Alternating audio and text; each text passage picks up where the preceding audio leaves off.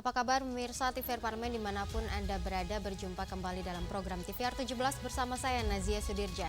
Tepat pukul 17 waktu Indonesia Barat kami hadirkan kepada Anda sejumlah informasi paling baru dan menarik seputar kinerja dan kegiatan DPR RI yang telah disajikan oleh redaksi TVR Parlemen. Pemirsa TVR Parlemen, inilah TVR 17 selengkapnya.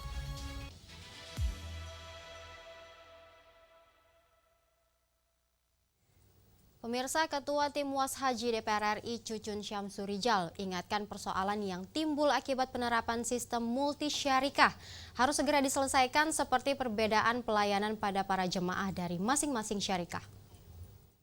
Pada penyelenggaraan ibadah haji tahun 2025, Kementerian Agama RI menerapkan sistem multisyarikah yang sebelumnya hanya satu syarikah atau mitra penyelenggara layanan haji menjadi 8 syarikah. Tim pengawas haji DPR RI mengingatkan kendala-kendala akibat penerapan multisyarikah tidak boleh terulang. Saat meninjau kantor daerah kerja atau Daker Madinah, Ketua Tim Was Haji DPR RI Cucun Syamsurijal mengungkapkan ada sejumlah catatan sebagai evaluasi terkait pelayanan ibadah haji di gelombang pertama, seperti adanya perbedaan pelayanan pada jemaah dari masing-masing syarikah dan banyaknya anggota keluarga yang terpisah. Cucun mendesak PPIH segera melakukan negosiasi pada seluruh syarikah agar hal-hal seperti itu tidak terjadi pada jemaah haji gelombang kedua yang akan memasuki Madinah setelah puncak haji. Mengenai terpisahnya dalam satu kloter ini ditangani oleh lebih dari satu syarikah. Yang kita inginkan adalah diplomasi negosiasi dari PPIH kita yang dikomandoi oleh Dirjen Haji harus betul-betul meminta kepada Kementerian Haji di sini juga untuk bisa melobi si syarikah ini, toh misalkan ini 20 terpisah, sudahlah saling ganti nanti pembiayaannya mereka saling mengalah, yang penting kita ini kan user, ya kalau misalkan pelayanan yang nggak baik ya tahun depan kita nggak mau memakai syarikah-syarikah yang tidak bekerja dengan baik melayani kita. Cucun Syamsurijal menambahkan, seluruh kinerja syarikah yang melayani haji tahun ini, termasuk jumlah syarikah yang akan melayani ibadah haji, akan dievaluasi melalui rapat panja Komisi 8 DPR RI. Hal ini sebagai perbaikan layanan pada jemaah haji Indonesia. Dari Arab Saudi, Alfat Rizky, TVR Parlemen, melaporkan.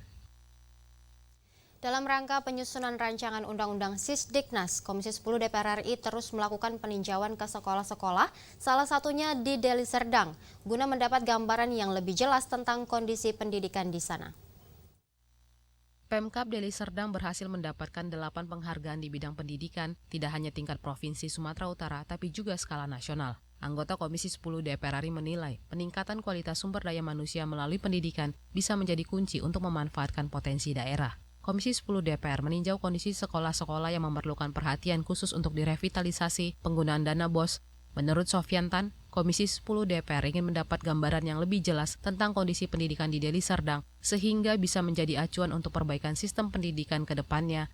Kualitas pendidikan yang baik akan meningkatkan kualitas SDM, sehingga bisa mengelola potensi daerah dengan maksimal.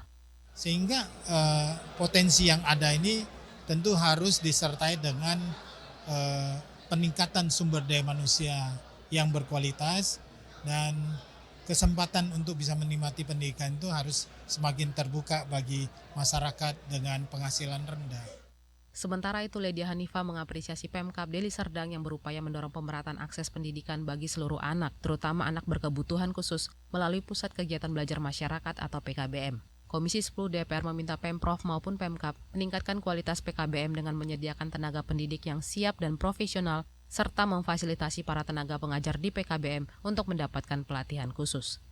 Masih dimasukkan PKBM, meskipun kami tetap berharap ada sekolah inklusi, karena sekolah inklusi itu melatih siswa untuk keterampilan sosialnya. Nah, keterampilan sosial ini karena dia berinteraksi dengan teman-teman yang lain, tentu kita tidak menginginkan jadi lebih buruk kondisinya karena guru-gurunya udah siap.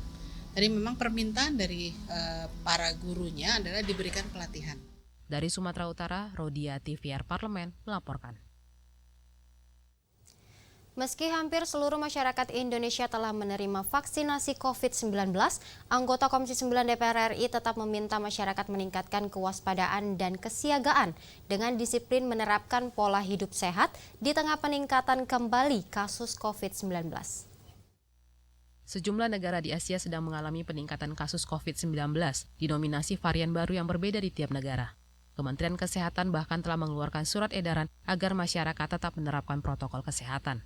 Anggota Komisi 9 DPR RI meminta pemerintah mengintensifkan mitigasi sedini mungkin dan mengidentifikasi jenis varian yang sedang menyebar di negara lain. Meski hampir seluruh masyarakat Indonesia telah menerima vaksinasi COVID-19, Ade Reski tetap meminta masyarakat meningkatkan kewaspadaan dan kesiagaan dengan disiplin menerapkan pola hidup sehat. Dengan pengalaman sukses menangani pandemi COVID-19, pemerintah diminta tetap mengambil langkah antisipatif terhadap potensi gelombang baru sehingga resiko penyebaran bisa ditekan dan tidak menimbulkan pandemi baru.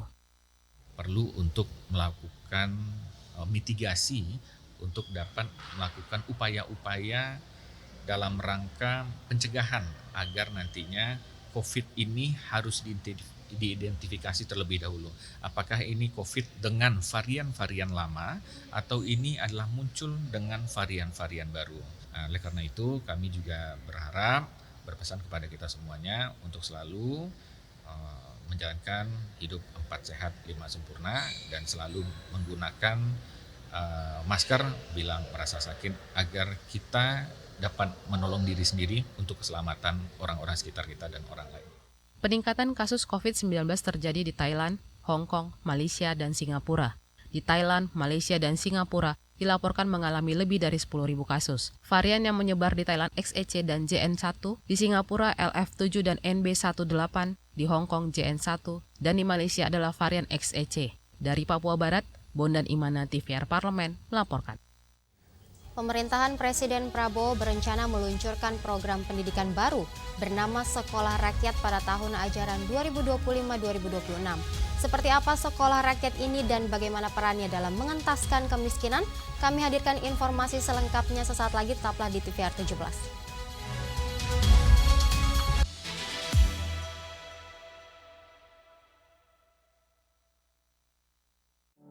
Ikuti program keren di balik kursi.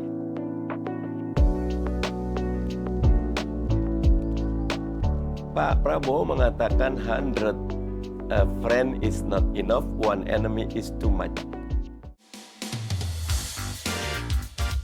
Ya amat kamu. Ini jimat saya ini. Pak itu istrinya kayak ibunya, Pak itu kayak neneknya, Pak itu kayak pembantunya gitu. Wah pokoknya seru dah gitu loh. Terus saya bikin lain. Saya manggil istri saya Umi ya. Mi, kamu ratuku apa pembantuku ya? Enak aja. Iya kamu tuh pembantuku menuju surga. Tapi kamu ratuku di dunia. Hanya di TVR Parlemen. Selamat datang di Biro Pemberitaan Parlemen. Anda memasuki kawasan zona integritas menuju wilayah bebas dari korupsi atau WBK dan wilayah birokrasi bersih dan melayani atau WBBM. Biro Pemberitaan Parlemen berkomitmen penuh untuk mewujudkan wilayah bebas korupsi dan wilayah birokrasi bersih dan melayani. Komitmen kami, pejabat dan jajaran memiliki komitmen tinggi untuk mewujudkan WBK dan WBBM melalui reformasi birokrasi, khususnya dalam hal pencegahan korupsi dan peningkatan kualitas pelayanan publik. Kedua, bebas dari korupsi dengan terwujudnya wilayah bebas korupsi atau WBK, yang artinya bebas dari KKN, gratifikasi dan dari segala bentuk pungutan liar atau pungli. Terakhir, pelayanan prima dengan terwujudnya wilayah birokrasi bersih melayani, yaitu dengan meningkatnya kualitas pelayanan publik dan tercapainya kepuasan masyarakat terhadap pelayanan.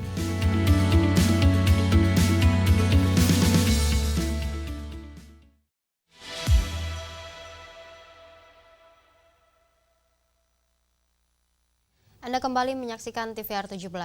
Pemirsa, program Sekolah Rakyat berkonsep asrama 12 tahun yang diperuntukkan kepada masyarakat miskin dan miskin ekstrim secara gratis. DPR RI menilai program ini dapat menjadi kunci untuk merubah masa depan dan kehidupan seseorang. Simak informasi yang telah dikemas oleh tim redaksi TVR Parlemen dalam segmen Lensa Parlemen berikut ini.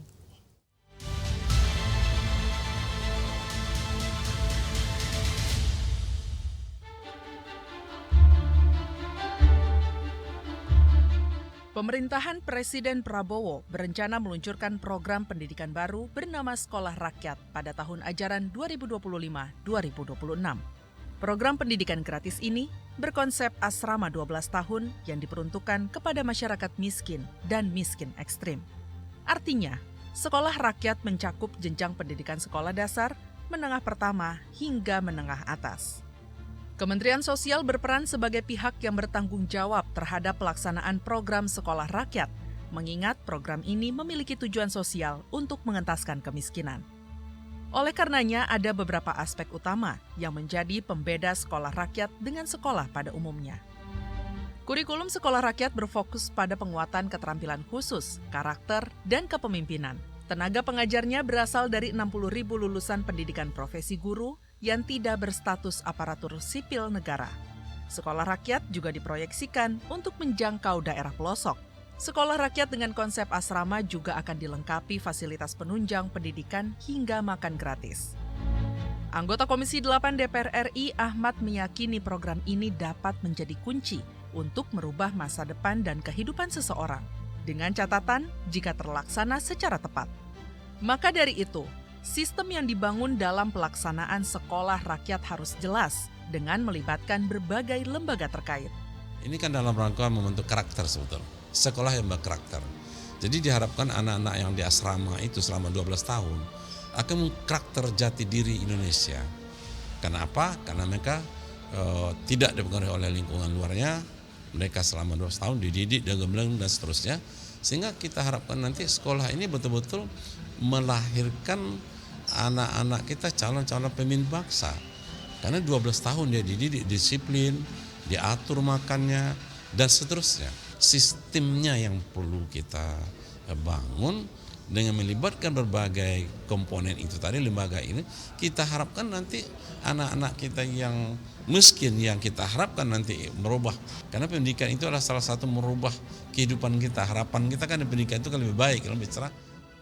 Kementerian Sosial akan membangun 100 titik sekolah rakyat pada tahun ini. Program ini menargetkan daya tampung hingga 1.000 siswa per sekolah dengan skema pembangunan 2 tahap. Anggaran pembangunannya diperkirakan mencapai 2,3 triliun rupiah. Dengan anggaran sebanyak itu, program ini diharapkan dapat menjangkau anak-anak dari keluarga miskin ekstrim yang putus sekolah.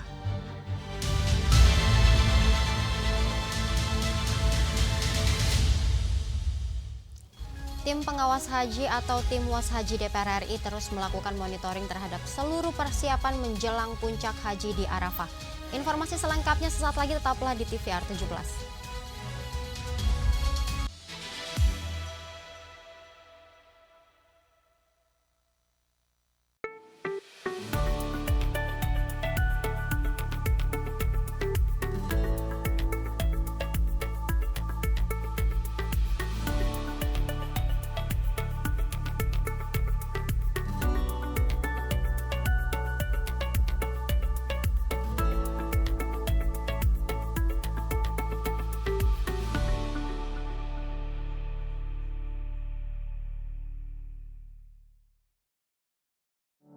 Ikuti program keren di balik kursi.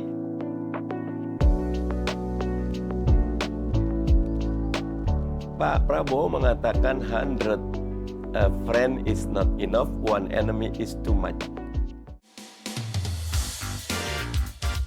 Ya amat kamu.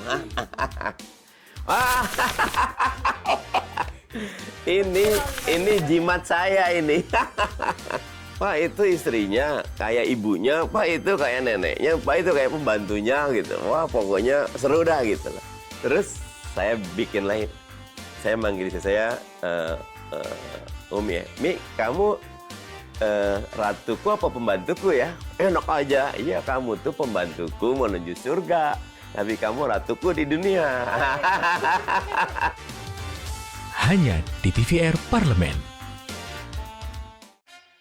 Yuk kita kenalan dengan anggota DPR RI periode tahun ini. Dari depan kursi. Di balik kursi. Gini, di balik kursi. Aku ingin menjadi sesuatu yang mungkin bisa kau rindu. Acap kahiji, rukun sakabehna. Gitulah pokok nama. Semakin penasaran kan bagaimana kiprah karir politiknya? Hanya di TVR Parlemen.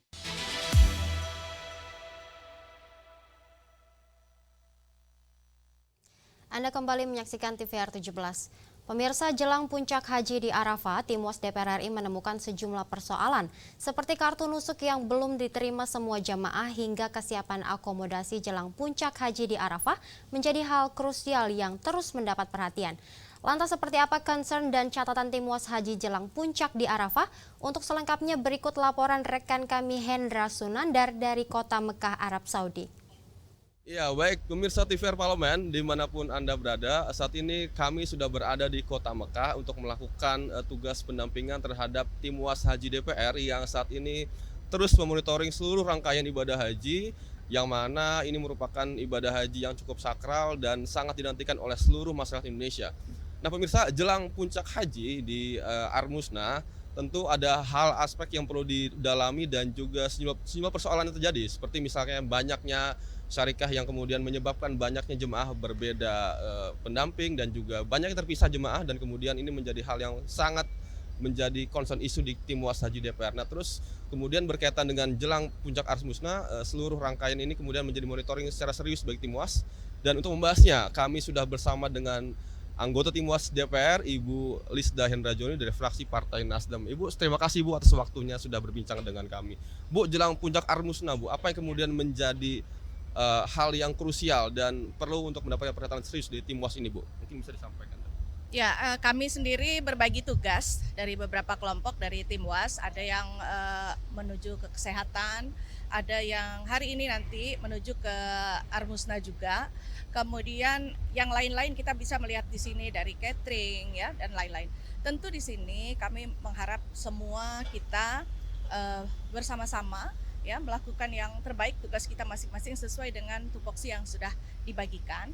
Dan kepada seluruh jamaah ya tentu kita berharap mereka semua mempersiapkan diri, karena sebagian besar memang masih ada di Mekah sekarang, tapi sebagian lagi sudah mulai menuju ke Mina. Nah menjelang puncak dari Armusna tersebut, tentu di sini pemerintah masih punya kesempatan beberapa hari untuk mempersiapkan yang terbaik bagi jamaah kita. Bu, ini kan kemarin sempat ramai soal banyaknya jemaah yang berpisah dengan rombongan. Nah, jelang Armusna, Bu, apakah bisa dipastikan bahwa mereka yang terpisah ini bisa bersatu lagi atau bisa bersama dengan para pendampingnya ketika di Arafah nanti ya, Bu ya? Ya, dari awal itu kita sudah komunikasikan terus dengan pihak Dirjen Haji. Dalam hal ini memang di sini terjadi perubahan besar di Arab Saudi. Pada saat ini ada yang menangani ada 8 syarikah besar, dan di sana terjadilah perpisahan antara keluarga, dan di sini tentu sangat mengkhawatirkan. Dari awal kita sudah terus komunikasikan bagaimana jamaah kita yang terpisah ini bisa kembali disatukan dengan keluarganya. Seperti itu. Dan sampai hari ini ya kami melihat ada kabar baik, artinya itu upaya terus dilakukan. Kemarin juga sempat mereka diberhentikan di hotelnya berbeda-beda seperti itu ya. Nah kemudian digabungkan lagi. Ya tahun ini memang tahun yang sangat-sangat berat karena memang ada perubahan yang besar dan kita harus segera menyesuaikan diri. Terus Bu, terkait dengan monitoring jelang Armusna, Bu, Komisi 8 terus melakukan komunikasi intens dengan Kementerian Agama dan diharapkan semua lancar. Nah, untuk Armusna besok, Bu, kemudian apa yang kemudian pesan-pesan yang bisa disampaikan kepada para jamaah, Ibu? Ya, tentu kepada seluruh jamaah kita terus menjaga pertama kesehatan diri ya, karena yang penting kita sehat dulu.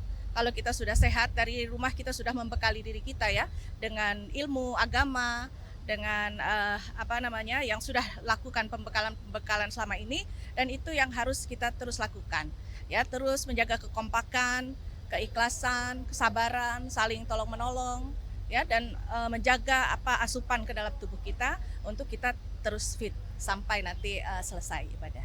Baik Ibu Lisda, terima kasih sudah berbincang dengan kami. Demikian pemirsa TVR Parlemen yang disampaikan Ibu Lisda, bahwa Komisi 8 DPR atau Tim Was Haji DPR terus melakukan komunikasi intens dengan Kementerian Agama agar kemudian nanti pada saat puncak haji di Arafah, Mina dan Musdalifah seluruh rangkaian bisa berjalan dengan lancar dan para jemaah bisa dengan tenang dan khusyuk melakukan ibadah. Dan ini kemudian menjadi hal yang perlu kita coba terus pantau, dan Komisi 8 berkomitmen untuk memantau terus dan memastikan bahwa seluruh rangkaian ibadah haji ini bisa berjalan dengan sukses. Ibu Lisda, terima kasih atas waktunya. Pemirsa, demikian laporan kami dari Kota Mekah. Kembali ke rekan kami di studio. Selanjutnya pemirsa, apa saja yang menjadi sorotan di media online nasional pada hari ini? Usai jeda tetaplah di TVR 17.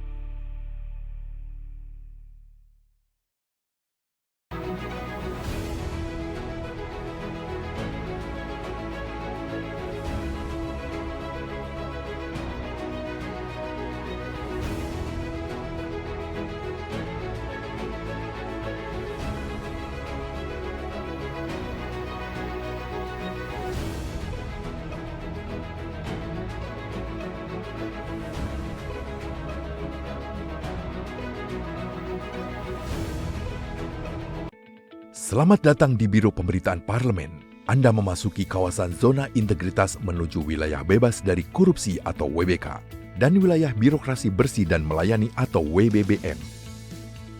Biro Pemberitaan Parlemen berkomitmen penuh untuk mewujudkan wilayah bebas korupsi dan wilayah birokrasi bersih dan melayani.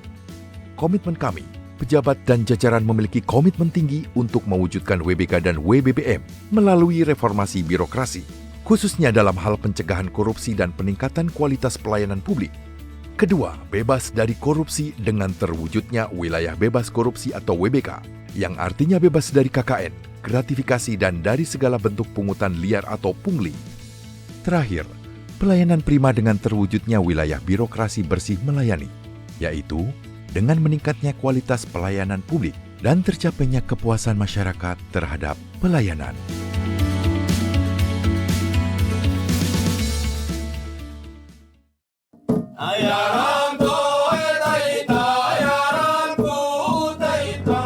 Segala hal ada di luar sana. Lalui rintangan, terus bergerak, maju menembus batas. Jelajahi dan buktikan. Marilah kita memasuki acara ketiga rapat paripurna Dewan hari ini, yaitu pembicaraan tingkat 2 pengambilan keputusan atas rancangan undang-undang tentang perubahan kedua. Halo pemirsa TVR Parlemen, saat ini saya sedang berada di Desa Wairebo. Ketika aspirasi rakyat didengar, kami hadir sebagai media referensi Indonesia. Kehadiran mereka tidak hanya mewakili suara perempuan, tetapi juga membawa perspektif yang beragam serta pengalaman hidup yang unik ke dalam proses pembuatan kebijakan. Saksikan Perempuan Parlemen hanya di TVR Parlemen.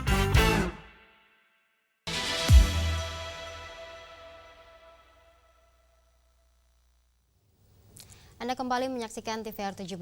Pemirsa, kali ini kita masuk ke segmen media online nasional. Mari kita simak isu apa saja yang menjadi sorotan media serta tanggapan dari sejumlah anggota Dewan bersama rekan kami Anggun Oktarini. Silakan Anggun.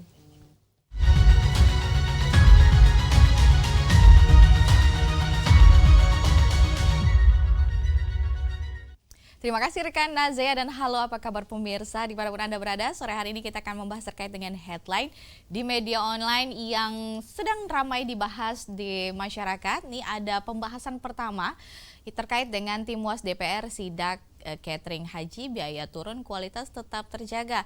Jika pemirsa dapat melihat beberapa berita ataupun informasi yang tersebar di media online, di sini tim pengawas haji DPR RI melakukan inspeksi mendadak ke dapur United Partners Catering yang menjadi salah satu penyedia konsumsi bagi 4.000 jemaah haji Indonesia dari total 221.000 jemaah tahun ini. Nah, pemirsa, disebutkan sidak ini bertujuan untuk memastikan penurunan biaya perjalanan haji termasuk biaya catering, tidak menurunkan kualitas makanan yang akan disajikan. Pemirsa, terkait hal ini, anggota Timwas Haji DPR RI Ansori Siregar yang juga Wakil Ketua Komisi 8 DPR RI ini menyampaikan bahwa kualitas makanan yang disiapkan United Partners terpantau bahwa baik dan juga layak dikonsumsi oleh jemaah. Di samping itu, tim monitoring dari BPJPH juga aktif mengawasi kehalalan dan juga keamanan makanan dari hulu hingga hilir. Dan berbagai upaya tersebut, Timwas DPR RI menilai penyelenggaraan catering tahun ini cukup memuaskan dan tetap memenuhi standar pelayanan meski anggaran mengalami efisiensi. Baik pemirsa, kita akan beralih ke berita selanjutnya yang menjadi headline di media online. Ini dalam pembahasan di beberapa media pemirsa. Terkait dengan pelaksanakan putusan MK tentang pendidikan dasar gratis, Komisi 10 DPR RI usul performa alokasi dana pendidikan. Dalam pembahasannya ini Ketua Komisi 10 DPR RI Hetifah Saifudian tanggapi positif putusan Mahkamah Konstitusi Undang-Undang Nomor 20 Tahun 2003 tentang Sistem Pendidikan Nasional Pasal 34 Ayat 2 yang memuat frasa tanpa memungut biaya. Dalam pembahasannya ini Komisi 10 DPR RI berkomitmen kawal putusan MK sebagai bukti dukungan dalam menjamin semangat konstitusional guna menjamin setiap hak warga negara memperoleh pendidikan yang layak, yang layak dan juga merata di seluruh Indonesia pemirsa. Disebutkan sebagaimana diketahui terdapat 3 tantangan implementasi, yaitu pembiayaan sekolah swasta, kapasitas anggaran pemerintah dan juga kemandirian serta kualitas sekolah swasta yang ada. Komisi 10 pun mengingatkan dalam beberapa pembahasan agar anggaran pendidikan mandatory spending minimal 20% APBN atau APBD perlu dialokasikan sesuai dengan prioritas dan tepat sasaran. Serta resiko sekolah swasta kehilangan otonomi dalam pengelolaan jika harus bergantung pada negara sehingga berpotensi mengurangi inovasi pendidikan. Nah pemirsa, kunci keberhasilan putusan ini terletak pada koordinasi pusat dan juga daerah dalam pengalokasian dana serta peran pemerintah dalam mengawasi implementasi dalam mengakomodasi kesetaraan antara sekolah negeri dan juga swasta. Pemirsa, itulah tadi headline di media online pada sore hari ini. Timwas DPR Sidak Catering Haji memastikan biaya turun kualitas tetap terjaga, serta pembahasan mengenai pelaksanaan putusan MK tentang pendidikan dasar gratis. Komisi 10 DPR RI mengusulkan reformasi alokasi dana pendidikan. Saya Anggun Oktarini, kembali ke rekan Nazea.